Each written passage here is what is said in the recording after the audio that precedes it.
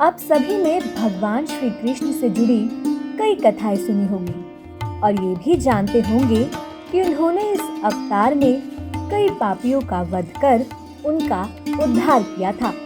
वहीं कई लोगों को वरदान देकर कृतार्थ भी किया था।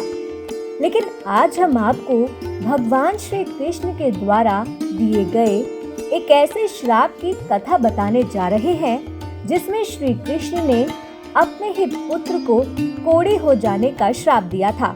जी हाँ, भविष्य पुराण, स्कंद पुराण और वराह पुराण में बताया गया है कि श्री कृष्ण ने स्वयं ही अपने पुत्र सांबा को कोढ़ी होने का श्राप दिया था। इससे मुक्ति पाने के लिए सांब ने सूर्य मंदिर का निर्माण करवाया था। आइए जानते हैं कि श्री कृष्ण के पुत्र ने ऐसा कौन सा अधर्म किया था जिसकी वजह से उन्हें भगवान श्री कृष्ण द्वारा ऐसा श्राप मिला। पुराणों में वर्णित कथा के अनुसार भगवान श्री कृष्ण की कई रानियां थी, जिनमें से एक निषाद राज जामवंत की पुत्री जामवंती थी। जामवंत उन पौराणिक पात्रों में से एक है जो रामायण और महाभारत दोनों काल में मौजूद थे।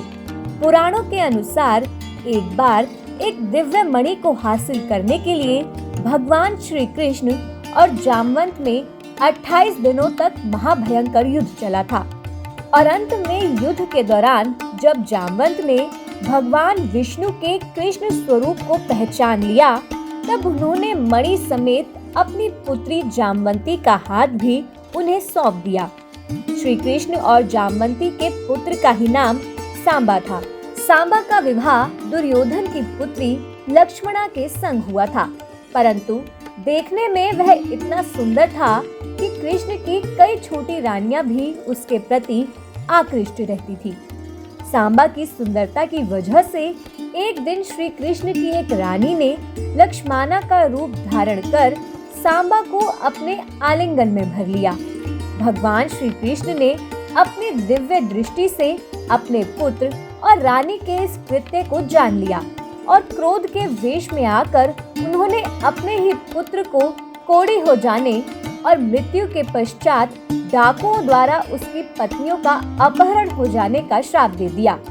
पिता के द्वारा दिए गए श्राप से सांबा चिंतित हो उठा और उसने भगवान श्री कृष्ण से क्षमा मांगते हुए कहा, पिताश्री, इसमें मेरी कोई गलती नहीं है। रात्रि के अंधेरे में मैं उन्हें पहचान नहीं पाया और उन्हें अपनी पत्नी समझकर ही मैंने उनके संग आलिंगन किया था। यह सुनकर श्री कृष्ण बोले कि पुत्र, श्राप तो वापस नहीं लिया जा सकता है। तुम तत्काल महर्षि कटक से जाकर मिलो, वही तुम्हें इस श्राप से मुक्त होने का मार्ग बताएंगे। इसके बाद सांबा वहां से महर्षि कटक से मिलने चल पड़े। महर्षि कटक ने सांबा को कोढ़ से मुक्ति पाने हेतु सूर्य देव की घोर आराधना के लिए कहा।